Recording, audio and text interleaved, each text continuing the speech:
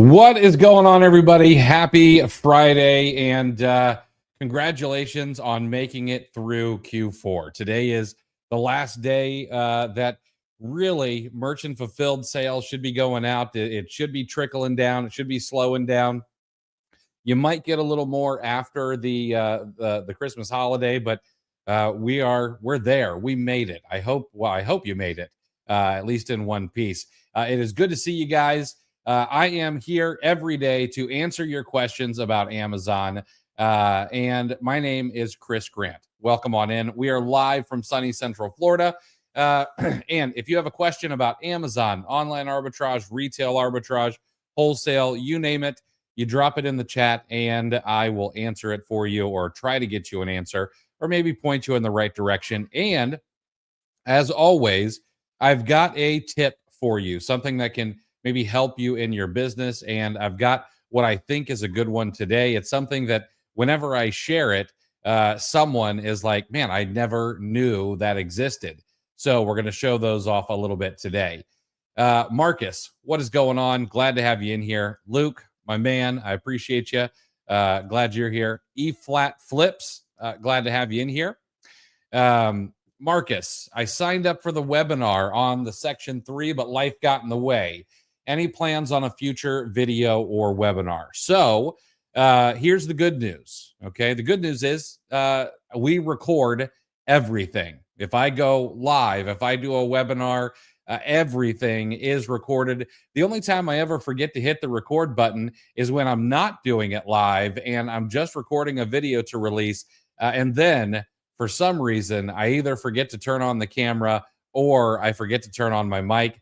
And I don't find out for about 45 minutes until after I record the video. So here's the good news. If you want to check I see you're on YouTube. If you want to check the video description, you should be able to see the replay. It is at cleartheshelf.com/S3. Doesn't matter if it's capital or lowercase s in that S3. You'll be able to get to the replay. We're going to have that up probably for about 5 days. Okay. So anybody that wants to go watch that replay, you can do it. If you registered for the webinar, you should have gotten a replay in your email. I also sent it out, I also will be sending it out in today's weekly newsletter that will go out around 7:40 p.m. tonight. So if you're on my newsletter, you'll get that as well. All right. Ringer, what's going on? Lounginger, what's up? Jeremy, good to see you. And we've got some folks over on Instagram and Twitter as well. I'm glad you're all in here. Now, if this is your first time here, let me just reiterate one more time. If you have a question about Amazon, online arbitrage, whatever it is, make sure to drop it in the chat. I can't do my job of answering your questions, helping you out, without you doing the job of asking the questions. So you'll help me out a ton. And we're going to be right at the 30-minute mark tonight because I've had a brisket in the smoker all day long, and we've got the first of many Christmas celebrations happening this evening. So, Ryan, what is going on, man? Good to see you. All right. Let's go ahead. Let me share my screen, and I'm going to share with you guys a little tip. Some of you may already know this. Some of you may have never seen this before. And Jeanette, happy almost Christmas as well. And so I wanted to share this with you because it is a pretty sweet little feature. It is a feature built directly into, it's actually a couple of features built directly into Google Chrome, as long as you have the latest Google Chrome update. Okay. Now, up here in the URL bar, and I cannot make this any larger for you, unfortunately. I can only zoom in on the actual target page. But on many different websites in the URL bar, you're going to see a little bell icon with a plus symbol next to it. If you click on that bell icon, this is now going to track the price on this product. Okay. And you'll see here it says tracking price. You're tracking this product. This page is saved in the shopping list. And we can actually go and look at our shopping list. All right. You can also untrack this and you can just hit done. And now we can go over to our all bookmarks section and we can look at our shopping list and we can see all the things that we've set up tracking alerts for. If this item goes down in price in the future, I will get an automatic email. Now, this product is not profitable right now on Amazon. I already checked. However, let's say that this goes back up to $30 and right before Target gets rid of them, they clearance these things out for $23 again. I don't expect them ever to go down super low. They're Lego, all right? But I get an alert and Amazon sold out. So the price is up to 50, 60 bucks. I can grab these for 23 because I set up that alert. All right. Now, here's the other thing. If we come across this item again, maybe while we're sourcing, maybe one of our VAs, maybe a lead list, we'll be able to see right up here in the URL bar whether or not we're tracking the price, because that bell icon will lose the little plus symbol and it will now have some things that make it look like it's shaking up at the top of the bell. Okay. But there's something else we can do here. Okay. There's also a little shopping bag on occasion. And if we click on the shopping bag, then we're going to see off to the right-hand side over here, the shopping insights. And what is the usual price on this thing? Well, typically it's $25.54 to $40.99. And we've even got a nice little bar graph over here that'll tell us, it was back to September 23rd.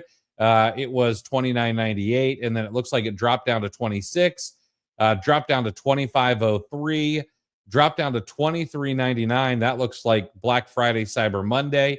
Price went back up and then it popped back down on the 17th or the 16th to $23.99. So we can see what the price history was on this website. Now, the other thing that we can do is we can click this buying options button. And this is going to take us over to a Google search where we can look for other prices for this exact product. All right. So, of course, we've got our sponsored, our Google Shopping up here at the top. We've got all of our regular results. And, of course, the best place to hide a dead body is page 2 of Google. All right. So we're going to do the work and we're going to go to page 2 and page 3 and see if we can find these anywhere else. All right. Look, page 2, even Toys R Us shows up. All right. I don't think it's the right thing. At least the picture isn't right. But we can see this on Brick Economy. We can see it over on Labyrinth DC, which, heck, this might be a local Labyrinth Games and Puzzles. This looks like a local shop over in DC where you might be able to find some interesting things. And we'll double check here. Sure enough, this looks like, this looks like a local shop in DC that has a website. Okay. Now, they don't have this product right now. It's no longer available, but I've done a couple of things here by taking an extra 30 seconds. I've set up an alert for when this price goes back down. I've gone out and I've done a Google search, and I found a little mom and pop shop in another part of the country that obviously ships items, and they give free shipping on orders over $200. All right. I've double checked to make sure that they're legit. Well, they've got a brick and mortar storefront. Okay. When we pull them up, it looks like they've also got 1,200 reviews on their Google My Business page. So that's a pretty good sign. Well, I may want to go in here and just see, is there anything else that I might be able to get from this place? Well, they've got modern board games and collectible card games. So maybe I want to have one of my VAs go and source this place, or at least add it to our sourcing repertoire, because this is not something that's going to show up normally. It's only showing up because I did a little extra legwork. Now, I did want to show you that, of course, this does work on other sites as well. We can see here at Webster on Store, I've got the bell icon, I've got the shopping insights, and then we can see over here at Dick's, I've got the bell icon. So they've actually got a little app. I've got the bell icon, I've got the shopping insights as well. All right. But I want to give you one layer deeper, one more little wrinkle here that a lot of people don't realize, okay? Doing a Google search on this product from the shopping insights is cool and all right? This is great. And I'm going to get results based on a title search. That's fantastic. All right. However, what if I could go a little layer deeper? Well, I'm going to click into the URL bar. All right. That's going to highlight the URL here. And when I click into the URL bar, my Google Lens is going to pop up. So I'm going to click on this Google Lens, and it's going to let me know now I can search anything on this page with Google Lens. And I'm going to say, okay. And so now I get this little arrow icon or arrow cursor, and I can now highlight what I want to do a Google Lens search for. And now I have a different set of results over here to the right-hand side. I've got Google image results or a Google Lens search result that gets pulled up for me. Now, we're going to get a lot of eBay over here. It is going to give me a related search as well. But check this out. Mind Games US. Never heard of this place. Mind Games and Toys. Is this another little mom and pop shop that I can take to the bank and have in my back pocket to order from? We're going to have to do a little bit of searching around, making sure this is a legit place. I'm going to go ahead and open up Facebook. I'm going to check out their Contact Us page. And do they have an About Us? They do have an About. Oh, they've got a store locations. All right. Mind Games doesn't sound familiar. So they've got 96 followers. Doesn't look like they have any reviews right now. I'm going to go to their Contact Us page. Looks like they've got maybe a place at Westfield Fashion Square in Riverside, California. Okay. Going to check that out. I see that's all good. All right. Store locations. Looks like they have 11 different store locations, they say. One in Bethesda, Maryland. I'm going to do a quick search on the address here, and I'm going to see if I can pull this up. All right. Little extra second just to see if they're a brick and mortar storefront. And that's Westfield Mall. I'm going to have to look a little bit deeper. I may need to check this mall's, what's it called? Directory to see if this store actually exists there. Right. I won't bore you with that, but just a few extra minutes of going down the keyboard rabbit hole, and I maybe have yet another place to go searching. Okay. And I could keep going down here and I could find other places. McGillicuddy's Toys. I don't know if you're old enough to remember Mr. McGillicuddy and McGilla the Gorilla, but I'm guessing that's what that is named after. We've also got Brick Owl, etc., and I could start looking through these. Okay. So use all the tools that are at your discretion. Okay. Don't just use, and once you want out of that image search, you just hit the escape button. But make sure that you're using all the tools available to you, all the tools at your discretion, rather than just what you hear all the time on social media. Okay. Keep your eyes peeled for tools that get thrown out to you from browsers, from apps. Okay. So that you can do something extra that your competition is not doing. Okay. All right. Let me pop back out and let me start answering some questions for you guys. Ringer, thank you so much. Yeah. Do me a solid. Hit the like button wherever you might be watching this from. That is incredibly helpful for me. See, Chris, you do remember A Gorilla for Sale. Magilla the Gorilla was a great cartoon back in the early 90s. Okay. AMZ with me. What are the risks of creating a listing under the generic label?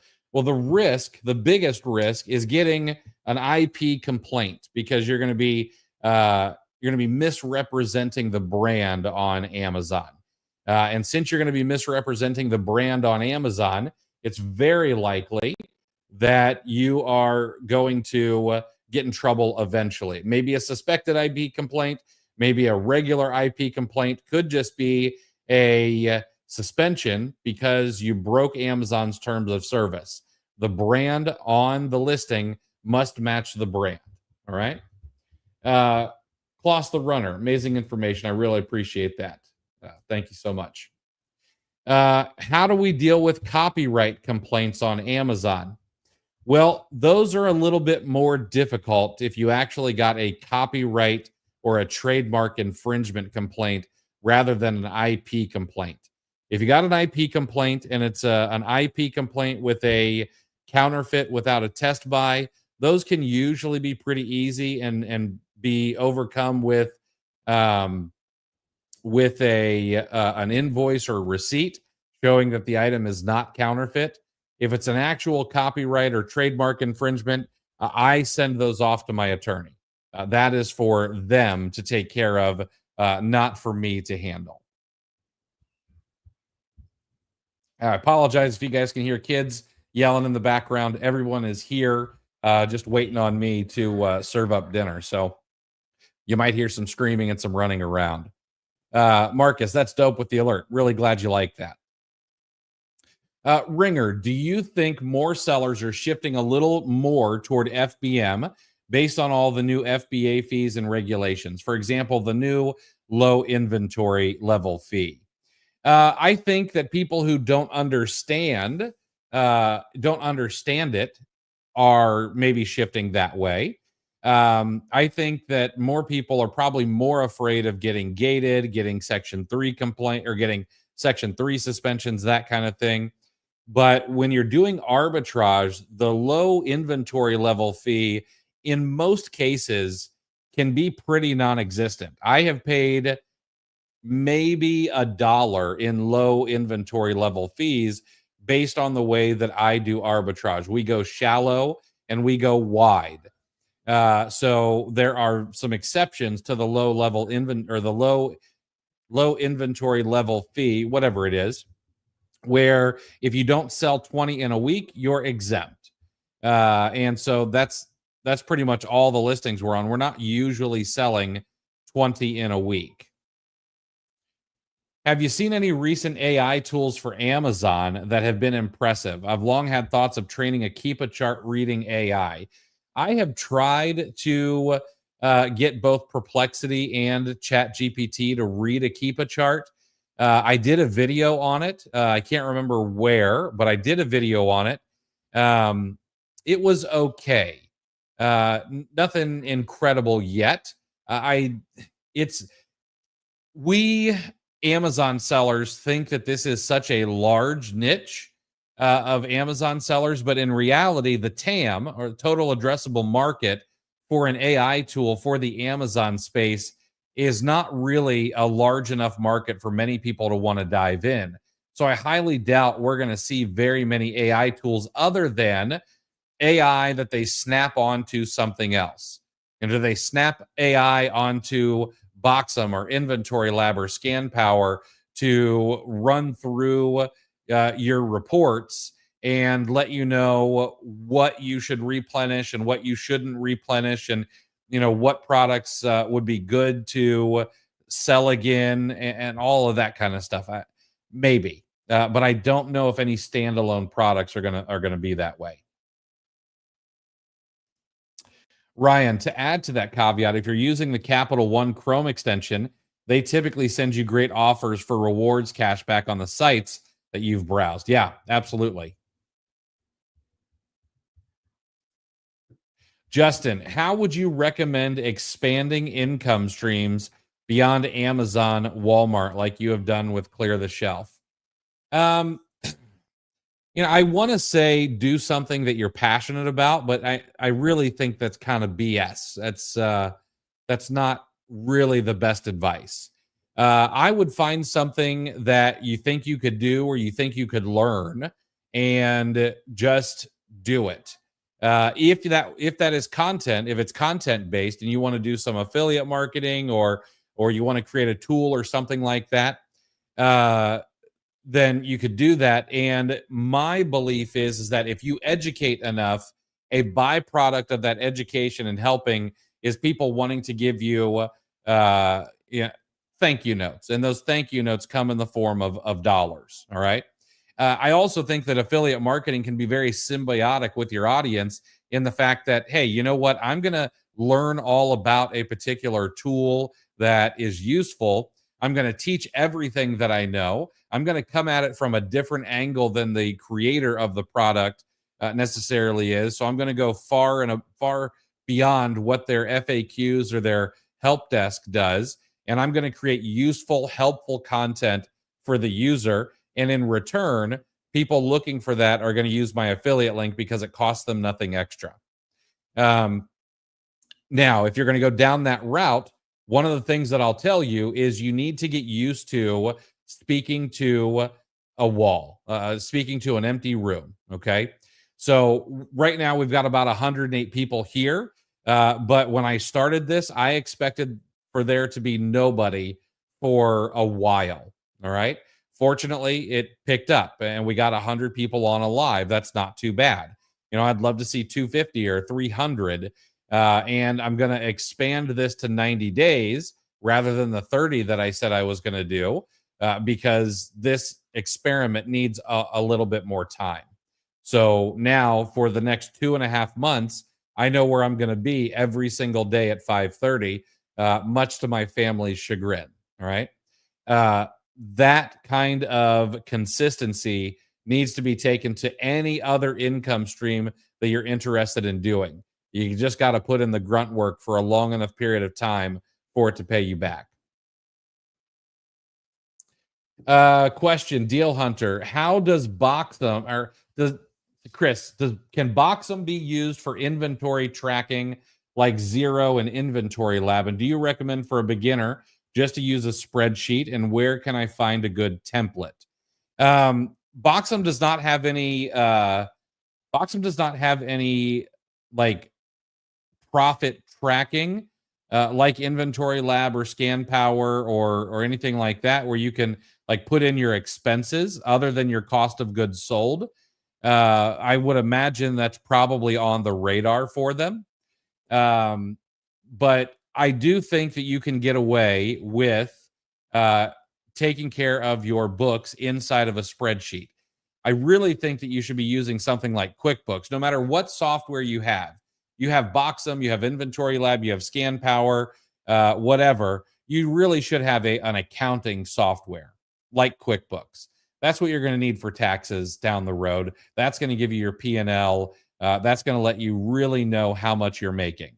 But I'll tell you what, now for a tracking spreadsheet for expenses, etc., I have never really gone looking for one. But I'll tell you what I'll do is I will either find or build an excellent Google Sheets template for accounting purposes. Okay.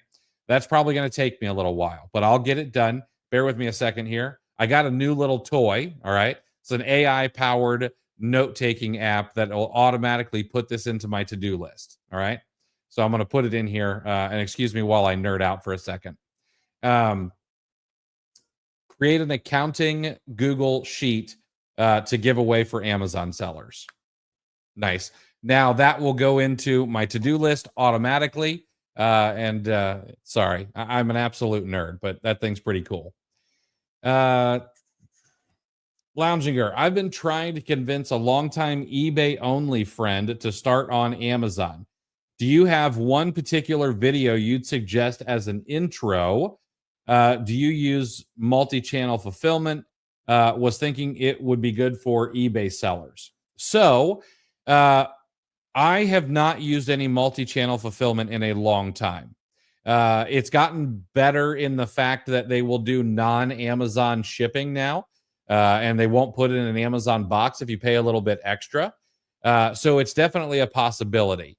I actually asked a friend of mine just recently about multi-channel fulfilling to Walmart using software, and she said she hasn't had any good she hasn't had a good experience with any softwares yet. So I'm holding off there, but that's something I want to do. As for a video, Chris Rasick and I recently released an almost 3-hour podcast all about like an online arbitrage beginner's guide. It's surprisingly not doing as well as I had expected, but send them there if they really want to learn about it. Justin, thanks for that last answer. Have you heard anything from the grapevine about Boxum being integrated with Aura? I don't recall off the top of my head, which means it may be one of those things that I have forgotten on purpose, so I don't accidentally say something. But I don't know for sure. I can't say. Yeah, that thing it's a cool little gadget. It's fun. I just opened it up last night, so it's a fun little thing. Hoping it'll make my life a little easier and allow me to take some notes while I'm driving or listening to podcasts or walking or whatever.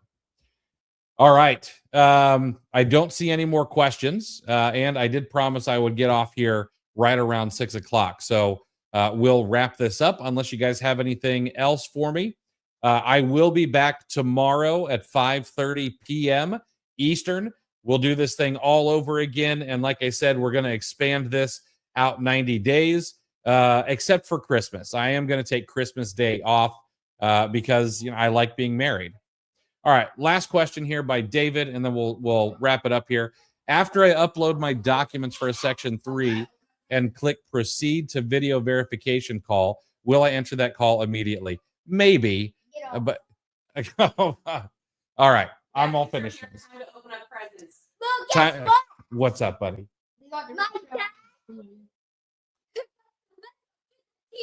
That's awesome. I'll be right out. Okay. Your call, you may be able to set it up, or it could go immediately. It just depends if they have any slots available. All right.